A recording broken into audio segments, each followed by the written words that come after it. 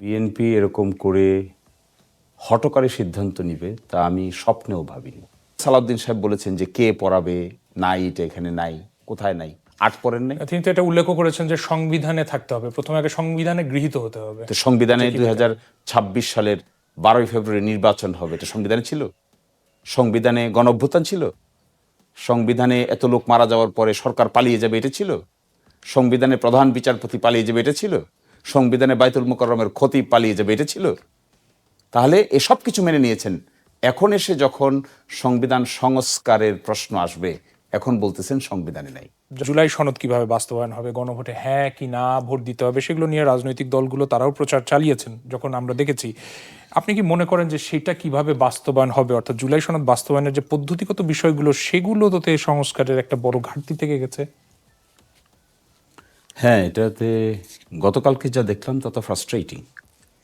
BNP এরকম করে হঠকারী সিদ্ধান্ত নিবে তা আমি স্বপ্নেও ভাবিনি, এবং ভাবনার কথাও নয়। কারণ জুলাই সনদ বাস্তবায়ন আদেশে স্পষ্ট করে বলে দেওয়া হচ্ছে, যেহেতু 2024 সালের জুলাই আগস্টে সংঘটিত ছাত্র জনতার সফল গণ অভ্যুত্থানের মাধ্যমে প্রকাশিত জনগণের সার্বভৌম ক্ষমতা ও অভিপ্রায়ের ভিত্তিতে অন্তর্বর্তী সরকারের পরামর্শক্রমে রাষ্ট্রপতি এই আদেশ জারি করেন। তাহলে এই আদেশে জুলাই এই সনদটাতে বাস্তবায়ন করার জন্য রাষ্ট্রপতি একটা আদেশ জারি করেছে।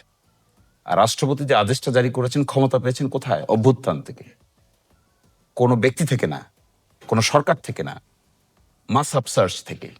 এর পরিপ্রেক্ষিতে তিনি আদেশ জারি করলেন। এই আদেশে বলা আছে 8-এ যে যারা সংসদ সদস্য নির্বাচিত হবেন তারা একই দিনে সংবিধান সংস্কার সভার শপথ গ্রহণ করবেন। এবং কে শপথ পড়াবে? শপথ পড়াবে সংসদ সদস্যদেরকে যিনি শপথ পড়ান, সংবিধান সংস্কার সভার সদস্যদেরকেও একই ব্যক্তি শপথ পড়াবেন। দেখেন, গতকালকে সালাউদ্দিন সাহেব বলেছেন যে কে পড়াবে, নাই, এটা এখানে নাই, কোথায় নাই, আট পড়েন নাই। তিনি তো এটা উল্লেখ করেছেন যে সংবিধানে থাকতে হবে, প্রথমে আগে সংবিধানে গৃহীত হতে হবে। তো সংবিধানে 2026 সালের 12ই ফেব্রুয়ারি নির্বাচন হবে, এটা সংবিধানে ছিল?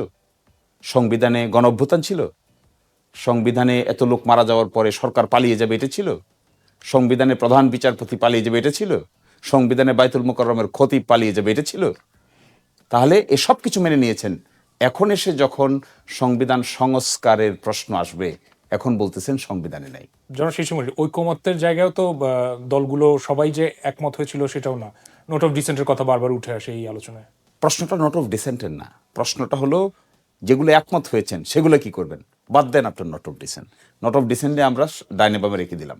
একমত যেগুলো হয়েছে সেগুলোর বাস্তবায়নের তরিকাও তো সংবিধান সংস্কার সভা। তো সংবিধান সংস্কার সভায় শপথ নিতে হচ্ছে কেন? একটা বড় প্রশ্ন। নর্মালি আমরা দেখেছি বাংলাদেশের সংবিধান পার্লামেন্টে 2/3 মেজরিটিতে যে কয়বার সংশোধন হয়েছে, এগুলো সব সময় পরবর্তীতে সুপ্রিম কোর্টে চ্যালেঞ্জ হয়ে অসাংবিধানিক ঘোষণা হয়ে গেছে। 5th অ্যামেন্ডমেন্ট অসাংবিধানিক হয়ে গেছে, 13th অ্যামেন্ডমেন্ট অসাংবিধানিক হয়ে গেছে, 8th অ্যামেন্ডমেন্ট অসাংবিধানিক হয়ে গেছে, এই তারপরে 16th অ্যামেন্ডমেন্ট অসাংবিধানিক হয়ে গেছে। ওগুলোকে পার্লামেন্টে পাশ করে নাই? অবশ্যই করেছে। এই জন্য আমরা চিন্তা করেছিলাম ঐকমত্য কমিশনে যে আমরা একটা সংবিধান সংস্কার সভা করব, আর ওই সংবিধান সংস্কার সভায় গৃহীত সংস্কারগুলো পরবর্তীতে কোনো আদালতে চ্যালেঞ্জযোগ্য হবে না। এই প্রোটেক্টিভ মেজারটা এখানে নেওয়া হলো। আসলেন ক্ষমতায় 2/3 মেজরিটিতে। 13ই নভেম্বর 2026 সালে 13ই নভেম্বর 2025-এ এই আদেশ জারি করা হয়েছে। এতদিন বলেন নাই কেন মানবেন না? যে ইলেকশন হয়ে গেল, 200 কয়টা আসন পেয়ে গেলেন, পুরাপুরি চেহারা চেঞ্জ হয়ে গেল। জনশিশুমূল একটু থামাই আপনাকে। এই যে যে বলছেন যে সংস্কারের কথাগুলো, সেটা তো এখনো হওয়া সম্ভব, দেখেন কি সেই সুযোগ তো আছে? মানে সংসদ আইনে বলা হয়েছে যেদিন সংসদ সদস্যদের শপথ হবে, দেখেন আইন অমান্যকারীরা এরকমই হয়, উদ্ধত বঙ্গের লোকেরা এরকম হয়। সংসদ সদস্য হিসেবে শপথ গ্রহণের পর একই শপথ অনুষ্ঠানে এই আদেশের সংবিধান সংস্কার সবার শপথ গ্রহণ করিতে হইবে। তো পাবেন, আবার বেঁকে যেতে পারবেন? একই শপথ অনুষ্ঠান আপনি আবার একটা পাবেন? একই শপথ সে গতকাল পড়ে গেছে, তাহলে তো টাইম মেশিন আবিষ্কার করতে হবে। না, জনাব আসাদুজ্জামান রিপনের যে বক্তব্য ছিল যে এটা সংসদ অধিবেশন বসলে সেখানে আলোচনার সাপেক্ষে নতুন করে তো এই আলোচনার দ্বার উন্মোচন হতে পারে বা পরবর্তীতে সংস্কারের ব্যাপারে যে রোডম্যাপ বা যে পদ্ধতিগত সেগুলো নিয়ে আলোচনা হতে পারে, সেই সুযোগ কি দেখেন? করতে পারেন, জি। কিন্তু আপনি যে আইনটা মানলেন না প্রথম দিনই, কেন এই ছক্কা পেটাতে গেলেন? কেন হাম্বল হলেন না? যদি নাও নিতেন তাহলে অপরাপর রাজনৈতিক দলের সঙ্গে 2 দিন আগে আলোচনা করতেন, আলোচনা করে বলতেন যে এই জিনিসটা আপনারাও নিয়েন না, আমরাও নিব না, let it be discussed in the parliament and the next session let it be amended in accordance with our consensus. That could have been the better solution. না করে একটা হঠকারী অহংকার দেখালেন। সে অহংকারটা কি? 200 কতটা সিট পেয়ে গেছি, আমরা নিব না বলে দিলাম, বাকিরা তো মিয়া বিবি রাজি, তো কেয়া করেগা কাজী, তাই হবে।